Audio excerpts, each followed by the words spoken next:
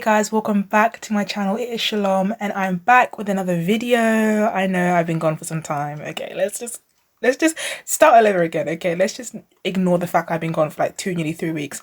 But my name is Shalom and I do videos on pop culture, artists, new music releases, messy things happening in the industry. If you like how that sounds, press the subscribe button. Okay, so for this week's video, I have something a little bit more interesting because around a year ago when I first started my channel, I had a video called, drum roll please,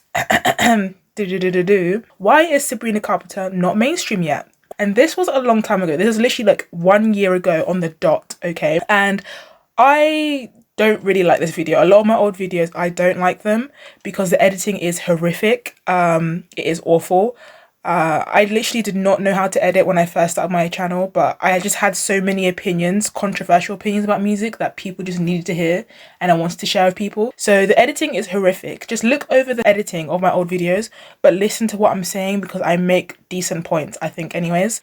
So just listen. I think that's why they got a lot of views, because I make decent points, but the editing is horrific. So ignore the editing, but I make some decent points, and a couple of you guys, I think one of my subscribers or one of the people who watch my videos said we need an update, and I was like, of course we have to do an update on Miss Sabrina because a lot has happened in the last year. That was a bit of a clickbait title, why she's not mainstream, but the reality of it, 1 year later, Sabrina Carpenter still isn't mainstream. She still isn't where she should be with the catalogue she has, the talent she has. She's a triple threat. She can sing, dance, and she can act, and she's still not at the top where some of these other girlies who have just come in the industry and who are taking over her. And Sabrina's been in the industry for what, like years and years and years. So I just think, what is it still 1 year later? She has still not, like, she still hasn't skyrocketed to where I think she should be. You know, you have people like Tate McRae who have skyrocketed, but you know, like Sabrina Carpenter, like she just has it all. And I'm just like, why are you not there yet? What is the reason why? And I'm literally gonna go through that because girly, I want her to win so bad.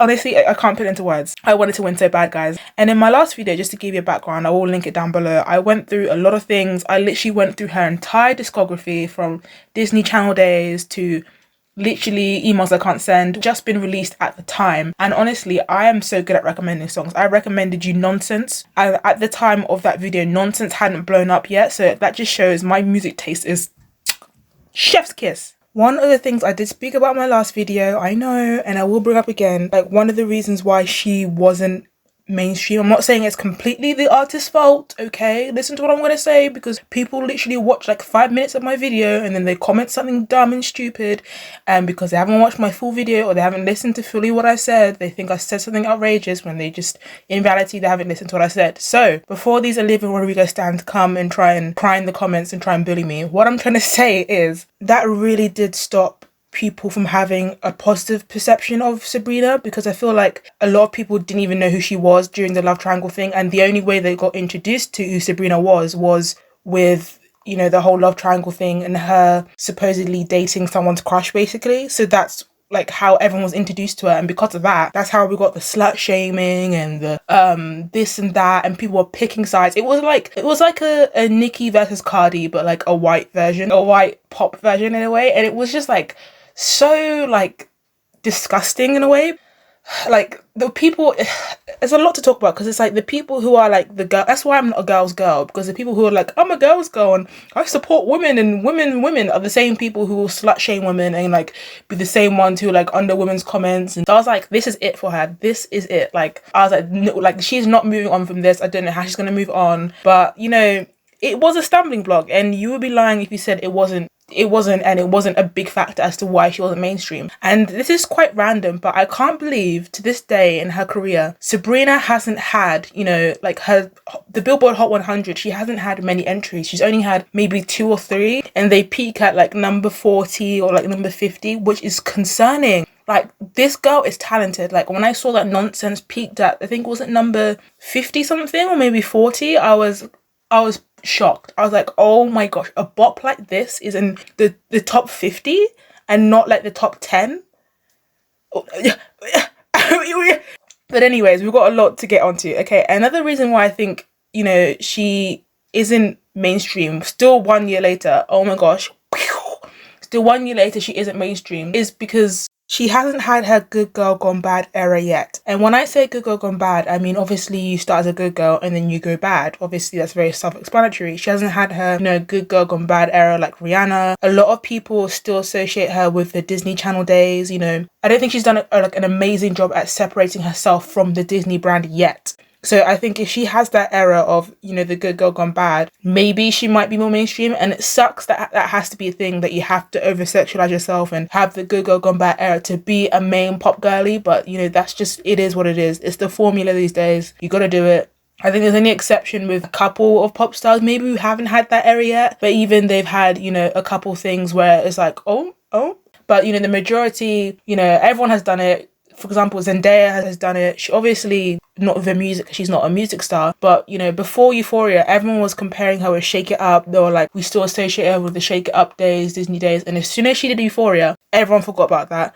And you know, she earned my respect with Euphoria because her acting in that is phenomenal. I think, oh my gosh, phenomenal. But that's not the point of the video. Ariana Grande, she was a Nickelodeon star, and then, you know, she had the Dangerous Woman era where she was a little bit more promiscuous, a little bit more, you know, iffy, you know, rapping with like Lil Wayne and Future, and having the Dangerous Woman era being on like a mattress and like laundry, you know what I mean? Everyone has to have it. Miley Cyrus, she was a Disney star, literally was carrying Disney on her back from like the age of like 13 to like 17. Like she was like the breadwinner for Disney. And then she had her bangers era, and you know, she successfully separated herself from that Disney brand. And no one, well, we do think about Hannah Montana, but you know, a lot of people still, we don't really associate it with Disney because of the bangers era was so good at doing that. But at the same time, I just can't see Sabrina having her good girl gone bad era. If she did have an era like that, it would just be so forced and cringy, and we'll probably have like a Chloe Bailey where it just seems really forced and she's stopping and bopping.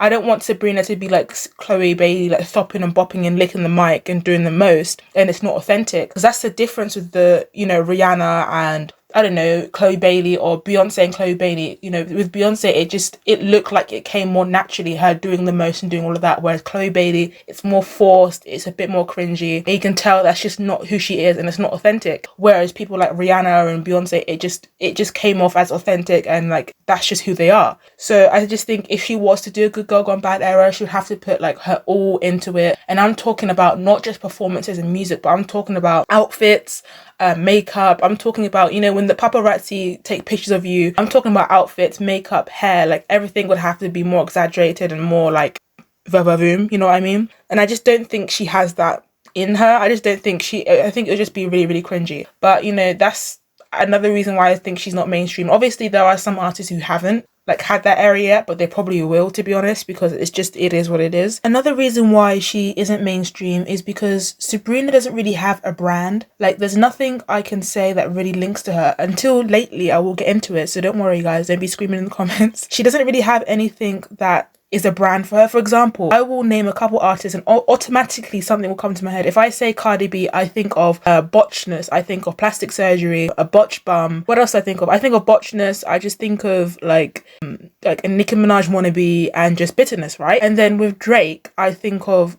like, okay, he's cringy. I think automatically when someone says Drake, I think of Scorpion, Cornrows, or Anita Maxween.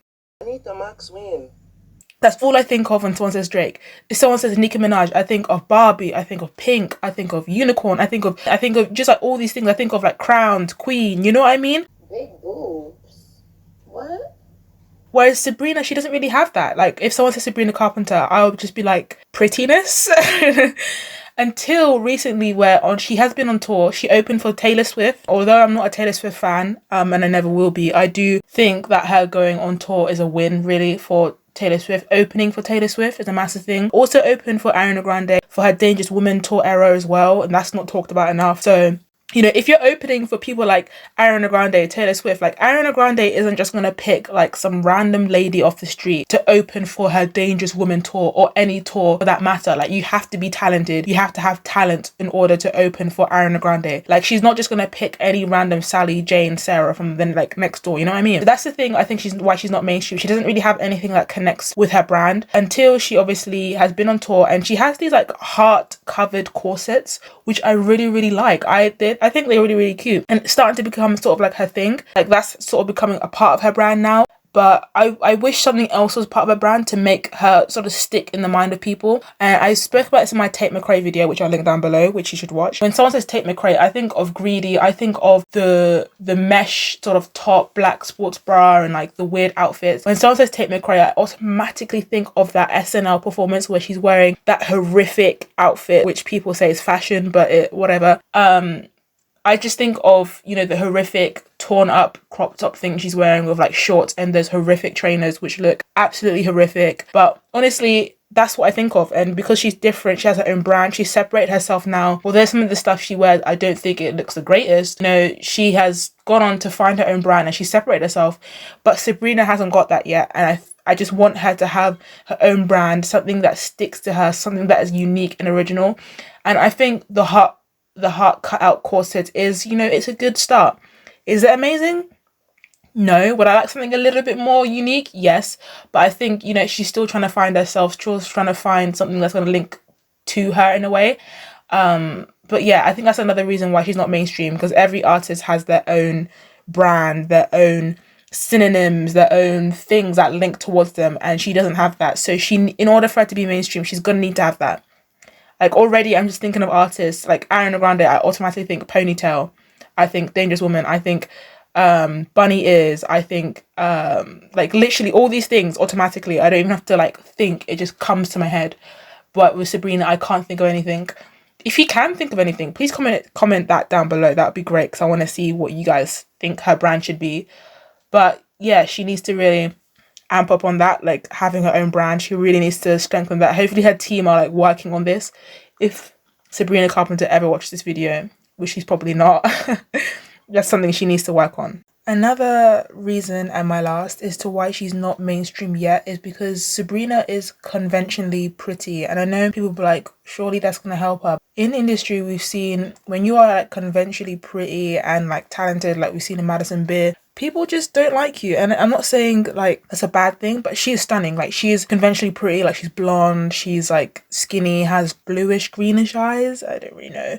So like she's like conventionally pretty, like the beauty standards, and like I don't think anyone's ganging up on her. Like she doesn't have a Madison Beer problem, because Madison Beer had a bad problem. Like people just did not like Madison Beer. I don't know if it's like people feel threatened or just like don't like that. I don't really know. People do feel threatened because Olivia Rodrigo made that song. I can't remember the exact line. I have to put it on the screen. Insanely gorgeous, like chef's kiss gorgeous. So I don't know if that's like another reason as to why. And like some people are speculating that she's had some plastic surgery from like she's had the same face card, it's just her makeup's gotten better. You can just tell, like the same nose, the same eyes, it's just her makeup skills have gotten better. Like you can literally just tell. That's all I have for you guys today. Hopefully you like this video. Like, comment, share, subscribe. Comment down any video ideas you want to see from me, anything you want to see from me. I don't really mind. See you next week with another video, and Shalom Pop Culture out.